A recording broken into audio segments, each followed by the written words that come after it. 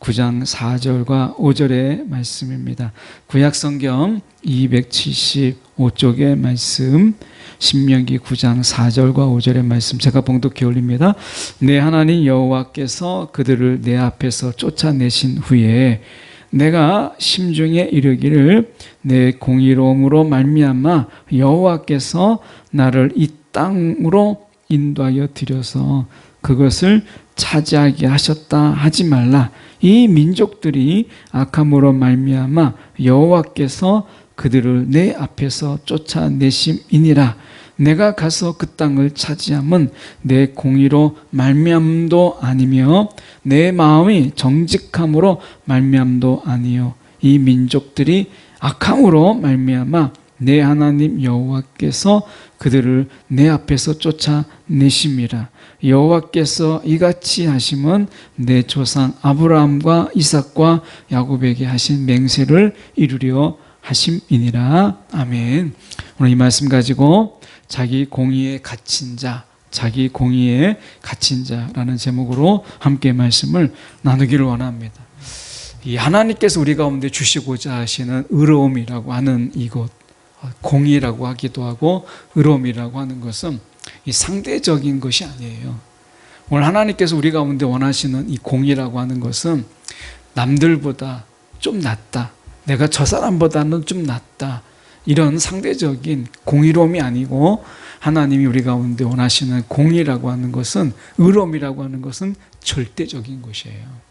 그래서 누군가와 내가 비교함으로 인해서 비교 우위적인 이런 것이 아닙니다.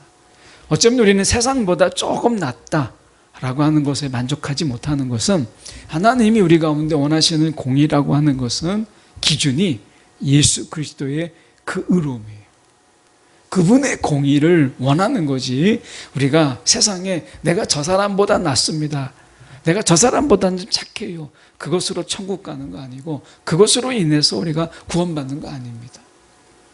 결국 하나님이 우리 가운데 원하시는 것은 누군가 비교해서 내가 저 사람보다 좀 낫다라는 것 때문에 하나님이 우리를 더 사랑하거나 그렇게 하지 않으세요. 그렇기 때문에 오늘 예수님께서 이 땅에 오셔서 절대적인 의, 절대적인 의로움이 무엇인가 라고 하는 것을 보이셨어요. 오늘 주님께서 우리 가운데 원하시는 것은 바로 그거예요. 근데 이스라엘 백성들이 문제가 뭐냐면 이 하나님의 절대적인 공의를 그들이 바라보지 않냐고 비교적이고 상대우위적인 이런 의에 만족했다라는 것이 문제예요.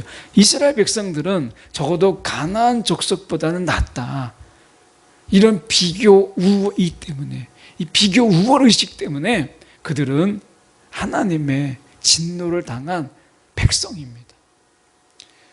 어쩌면 우리가 늘 세상을 살면서 비교하죠. 그래서 상대적으로 내가 저 사람보다 낫다 뭐 이렇게 이야기하는 거예요. 키에로케고르가, 실존주의 철학자인 키에로케고르이 사람들에게 이런 이야기를 했어요. 그의 책에서 지나가는 길에 누군가가 구제하는, 정말 구제하는, 구걸하는 한 사람이 있는데 내가 그 사람에게 구제를 할 때 그 구제는 이런 마음으로 하는 것이다. 그는 그렇게 단정 지었어요. 내가 적어도 저 거지보다, 저 구걸하는 사람보다 내가 낫지. 이런 선행은 결코 우리를 의롭게 하지 못한다. 그렇게 이야기했어요. 오늘 우리가 조금 다른 사람보다 낫다라는 것, 여러분, 그것이 우리를 절대 의롭게 하지 못해요.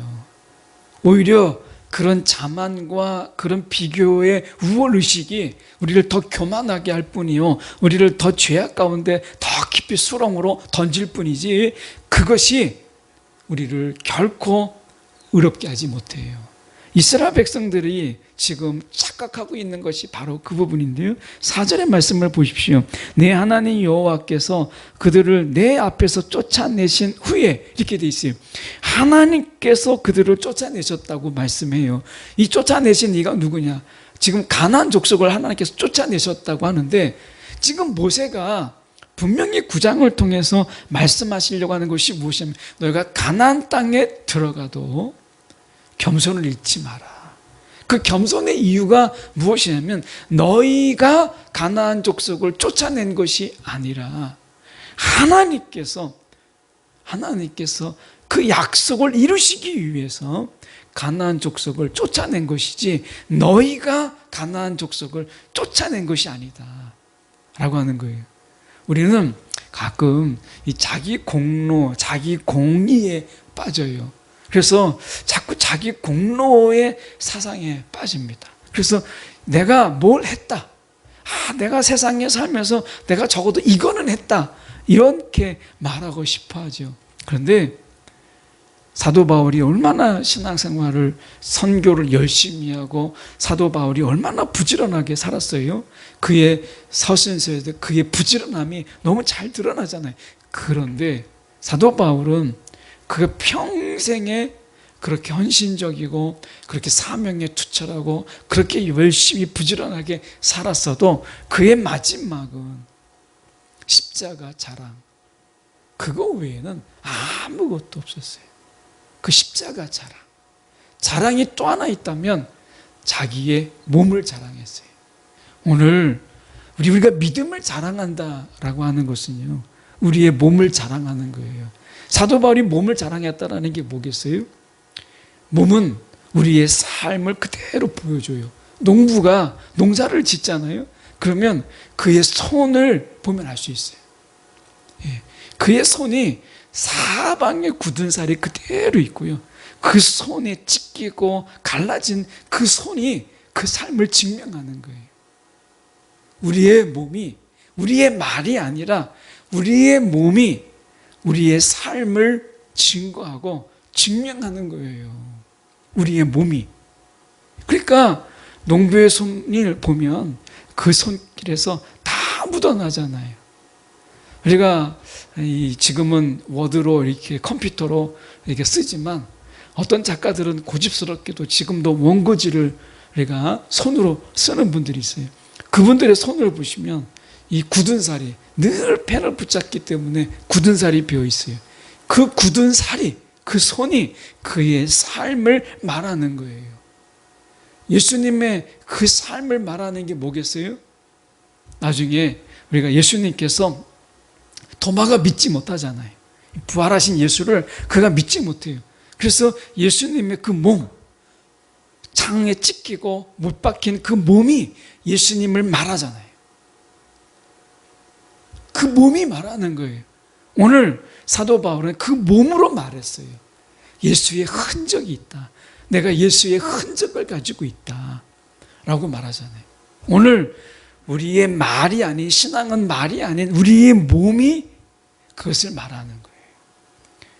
우리가 낙타 무릎이라는 말이 있어요. 낙타 무릎.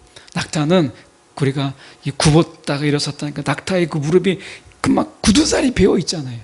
신앙은 몸으로 말하는 거예요.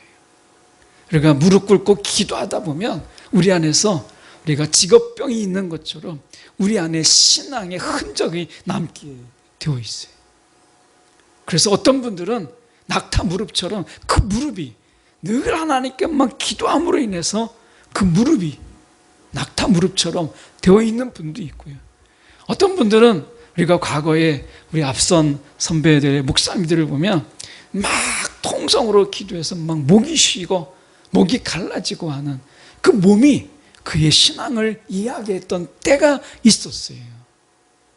오늘 우리의 몸에서 예수의 흔적이 무엇인가? 우리의 몸이 신앙을 말하는 거예요.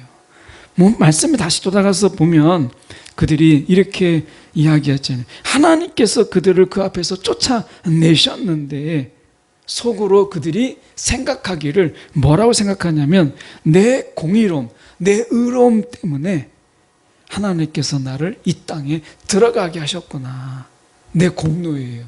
내 공로. 야, 내가 이 정도 의로우니까, 내가 저 가나안 족속보다 의로우니까 하나님께서 이 땅을 내게 주시는구나 라고 하는 거죠. 사실은 우리가 그런 의로움이 있어요? 없어요. 그렇다면 예수님께서 이 땅에 오셔서 십자가에 못 박히실 이유가 없죠. 우리는 예수님께서 십자가에 못 박힌 거에 누구도 그 자신의 의로움으로 예수님의 십자가가 나는 필요 없다라고 말하는 자가 한 명도 없어요. 우리는 그 누구도 우리의 의롭지 못한 것 때문에 예수님의 그 십자가에 그 보혈의 피가, 그 예수님의 그 십자가가 필요한 거예요. 누구도 자신의 의로움으로 자신을 구원할 자가 아무도 없어요. 그런 의미에서 우리는 엄격하게 얘기하면 의로운 자가 아니죠. 그런데 예수님의 십자가로 말미암아 저와 여러분을 의롭다 여겨주신 거잖아요. 그런데 그것도 내가 자랑이라고, 내가 의롭다고, 나만큼 내가 의로운 자가 없다라고 말한다면 그것은 예수님의 십자가를 의미 없게 만드는 것이고 예수님의 십자가를 우리가 부인하는 거예요. 우리는 예수 십자가 그거 외에는 우리는 어떤 것으로도 우리는 의롭지 못해요. 그래서 말씀하는 게 바로 그거잖아요. 늘 우리가 공의로움으로 말미암아 여호와께서 나를 이 땅으로 인도하여 들여서 그것을 차지하게 하셨다 하지 말라. 하지 말라는 거예요. 오늘 우리의 공의를 자랑하지 말고 우리의 의로움을 자랑하지 말라는 거예요. 그게 왜 그래요? 사도 바울이 우리가 구원을 힘써 이루라 이렇게 말해요. 우리는 늘 어떻게 되냐면 칭의 이것만 늘 강조해요. 내가 예수로 말미암아 내가 의롭게 되었다. 의롭게 되었다. 의롭게 여겨주신 거죠. 하나님이 우리를 불쌍히 여기셔서 예수 안에서 저와 여러분을 의롭게 여겨주신 것이지 진짜 의로운 건 아니에요. 그러면 사도 바울이 공의를 힘써 구원을 힘써 이루라라는 말이 뭐겠어요? 이제 칭의를 받은 우리가 성화로 인해서 성령의 인도함을 속에서 우리가 예수님 닮는 자로, 진짜 예수님 닮는 자로 살아가는 삶에 힘쓰라는 거예요. 힘쓰라는 거예요. 우리는 성화는 별로 관심이 없어요. 어디에 관심이 있느냐? 그냥 하나님이 나를 의롭다 여겨주셨다 그럼 끝이에요. 여기에서 머물러 있는 거예요. 아니잖아요. 그건 시작이죠. 우리를 의롭다 여겨주시고 시작하는 거예요. 우리를 제자라고 부르시고 이제 시작하는 거예요. 그러면 예수님의 제자들을 부르시면 어때요? 예수님이 제자들을 부르시잖아요. 그럼 제자 훈련이 끝난 거예요? 아닙니다. 제자 훈련이라고 하는 것은 제자로 부른 그들을 훈련하시는 게 제자 훈련이에요. 제자 훈련을 마쳤기 때문에 제자가 아니라 이미 제자로 부르셨기 때문에 그들을 제자 훈련을 하시는 거예요. 우리가 아들로 자녀로 부르셨기 때문에 아들에 걸맞는 그 딸에 맞는 삶으로 우리를 인도하시는 거예요. 연다 아니고 단련이죠. 우리가 딸이 아니라면 하나님이 징계하지 아니하시고 우리가 자녀가 아니라면 하나님이 연단하지 않으세요. 그래서 칭의가 있다면 성화가 있는 거예요. 오늘 이들이 하나님이 우리를 공의롭게 여겨주셨다. 이것만 남고 주님을 닮고자 하는 이 마음이 없다면 이스라엘 백성과 똑같은 거예요. 똑같은 거예요. 그 상대적인 우월의식 때문에 그들이 내가 제 사람보다 낫다. 이거 하나로 사는 거예요. 교만이죠. 이거 오만이에요. 오만. 5절의 말씀에 보시면 이렇게 말씀하잖아요. 5절의 말씀에 보면 내가 가서 그 땅을 차지함은 이렇게 돼 있어요. 그 땅을 차지함은 내 공의로 말미암도 아니며 내 마음이 정직함으로 말미암도 아니라 이 민족들이 악함으로 말미암아. 이렇게 말씀하세요. 창세기 15장 16절의 말씀에 보면 이런 말씀이 있습니다. 내 자손은 이렇게 얘기하면서 아무리 족속의 죄악이 아직 차지 아니함이라. 하나님은 그들의 죄악이 가득 차서 하나님의 심판이 정말 공의요 정의다 라고 하는 것을 드러내셨고 그들의 죄악으로 인해서 그들이 쫓겨나고 하나님이 그들을 내보내시고 심판하신 것이지 이스라엘 백성들이 공의로워서 이스라엘 백성들이 의로워서 절대 아니라는 거예요. 오늘 세상에서 정말 자랑하지 못할 것 우리의 의로움이다 라고 하는 거예요. 그냥 그저 주님의 은혜, 주님의 십자가만 자랑할 뿐이다 라는 거죠. 그런 의미에서 우리가 말씀을 보면 5절의 중반절에 내 하나님 여호와께서 그들을 내 앞에서 쫓아내심이라. 약속에 의해서 5절 하반절에 보면 여호와께서 이같이 하심은 아브라함과 이삭과 야곱에게 하신 맹세를 이루려 함이라. 그 약속, 그 언약을 이루기 위해서 하나님께서 쫓아내신 것이지 이스라엘 백성들의 공의 때문에 아니라는 거예요. 그러면 우리가 여기서 조금 더 깊이 좀 들어가면 그러면 하나님께서 왜 가나안 땅을 이스라엘 백성들에게 주셨을까요? 분명히 하나님의 심판이지만 왜 땅을 주셨을까? 그 땅은 하나님 나라의 그 시련이고요. 무엇보다 중요한 것은 하나님의 백성으로서 연습의 장이 그 땅이에요. 그 땅을 하나님께서 그들에게 허락하신 것은 하나님 나라의 백성으로서 너희가 거기에서 연단받는 삶, 하나님 백성으로서 훈련받는 삶을 살아라. 그래서 그 땅을 주신 거예요. 그 땅을. 오늘 똑같아요. 하나님께서 저와 여러분을 하나님 나라에 거하게 하시는 이 이유가 뭐겠어요? 우리가 눈에 보이지 않지만 이 영적인 땅을 우리 가운데 주셔서 하나님 나라의 백성으로 하나님의 다스리는 통치의 땅에 저와 여러분을 두신 이유가 뭐겠어요? 백성에 걸맞게, 내가 너희를 의롭다 여기는 그 삶에 걸맞게 하나님의 자녀답게 너희가 연단받고 훈련받고 하나님의 그 완성된 하나님 나라의 삶을 연습하라고 우리를 이 땅에 두신 거예요. 눈으로 볼 때는 이 땅이지만 우리가 볼 때는 이 하나님의 땅에, 통치의 땅에 저와 여러분을 두신 이유가 뭐겠어요? 연습과 연단이에요. 연습과 연단. 가나안 땅은 바로 그런 곳이에요. 오늘 그 완전한 그 가나안 땅으로 우리를 인도하시기 전에 이 땅에 우리를 머물게 하시는 것은 연습과 연단이라는 거예요. 그게 이스라엘 백성들에게 땅을 주신 이유고 이 땅에서 우리가 하나님의 다스림 안에 거하게 하신 이유가 바로 그거예요.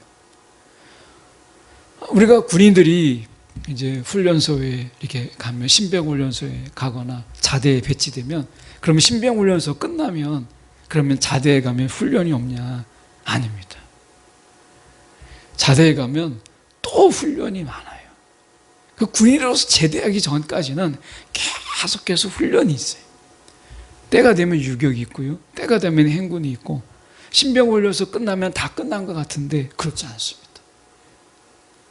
대대평가다, 연대평가다, 뭐 훈련이 있어요. 또 시간이 지나면 사격훈련도 있어요. 군인들이 총 무슨 소용이 있겠어요. 사격훈련이 있어요. 하나님께서 우리를 부르시는 것으로 끝나는 게 아니라 시작이다. 시작이다. 하나님의 자녀 삼으시면 끝나는 게 아니라 시작이다. 그게 땅이에요. 그게 이스라엘 백성들을 땅에 거하게 하신 하나님의 이유예요. 오늘 저 여러분을 하나님께서 의롭다 여기시고 하나님이 통치하시는 땅에 거하게 하시는 그 분명한 이유가 뭐라고요? 두 가지예요. 연습과 연단. 이 두 가지예요. 연습은 뭐예요? 내게 익숙해질 수 있도록. 예, 익숙해질 수 있도록. 제가 사격을 군 이제 있을 때 어디까지 훈련시키느냐? 총만 딱 잡으면 그 감으로 막 언제 막 그 0점 잡고 막 사격하고 전쟁 시 어떻게 그렇게 할 수 있겠어요? 총 잡으면 바로 사격할 수 있도록 그렇게 훈련하는 거잖아요. 연습하는 거예요. 그게 익숙해지도록, 몸에 체득되도록, 십자가의 삶이 체득되고 기도가 체득되고 우리 안에서 하나님을 담는, 예수님을 담는 삶이 체득되도록 우리를 끊임없이 훈련하는 거예요. 그 훈련의 코치가 누구냐? 성령이에요. 성령께서 끊임없이 우리의 조교가 되셔서 우리를 때로는 거칠게 몰아세워서 연습시키는 거예요. 예수님을 보십시오. 성령께서 얼마나 그 강인하게 우리를 훈련시키느냐. 예수님을 보시면 알 수 있어요. 예수님이 40일 금식을 하셨어요. 그 40일 금식하신 예수님을 성령께서 어떻게 하셨어요? 매정하기도 하시죠. 사단의 광야 가운데 사단의 시험을 받게 하셨어요. 성령이 그러신 분이세요. 얼마나 강인한 조교이신지 그 예수님을 40일이나 금식하셨는데 좀 쉬고 하든지 좀 먹이고 하시든지 하면 좋은데 아니에요. 40일 금식 끝나자마자 성령의 강권함으로 예수님께서 시험을 받으셨어요. 그 정도로요. 성령은요, 훈련에 관해선 우리가 굉장히 하나님께서 성령 하나님은 강인하신 분이세요. 우리가 성령 하나님이 막 온유하고 굉장히 친절하고 막 인격적이고 우리가 싫다 하면 그냥 하지마 이렇게 하시는 성령으로 오해하는 경우가 많은데 그렇지 않습니다. 성령 하나님은요, 예수님께서 40일 금식하는 가운데 사단의 시험을 받게 하신 것처럼 저와 여러분을요, 오늘 얼마나 강인하게 성령께서 훈련시키는지 몰라요. 왜? 이 자리가 아니면 훈련과 연습은 없기 때문에 오늘 이 자리 가운데서 훈련과 연습을 하는 거예요. 이스라엘 백성들을 보시죠. 광야에서 원망해도 불평해도 하나님이 참으셨어요. 근데 가나안 땅에서는요, 애누리 없어요. 그 가나안 땅에서는 그들이 불평한다, 뭔가 하나님의 율법을 어긴다, 그럼 어떡하죠? 하나님이 거침없이 심판하시고 진노하세요. 왜 그래요? 훈련은 강하게 하는 거예요. 실수하면 훈련하다가 다치거나 죽기 때문에 그런 것입니다. 오늘 우리는 지금 어느 곳에 있느냐? 저와 여러분을 오늘 성령 안에서 훈련하고 연습하는 곳으로 부르셨다라고 하는 것이에요. 그래서 자기 공의에 빠지지 않도록. 이게 하나님의 은혜고 사랑이에요. 하나님이 우리를 훈련하고 단련시키지 않으면 뭐에 빠지느냐? 인간은 다 자기 공의에 빠져요. 착각인데 자기 공의에 빠져요.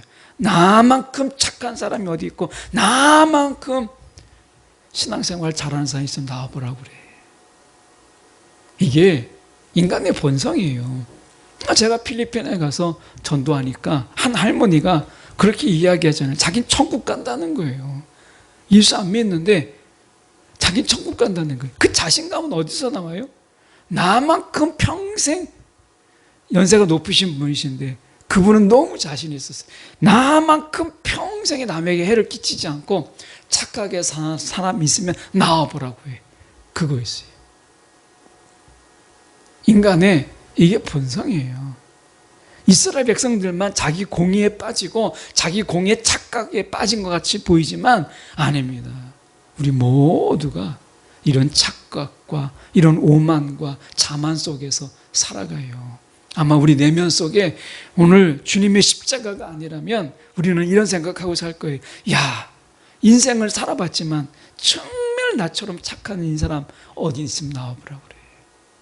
우리의 밑바닥에 이런 마음이 있잖아요. 하나님이요, 그 마음을 아시고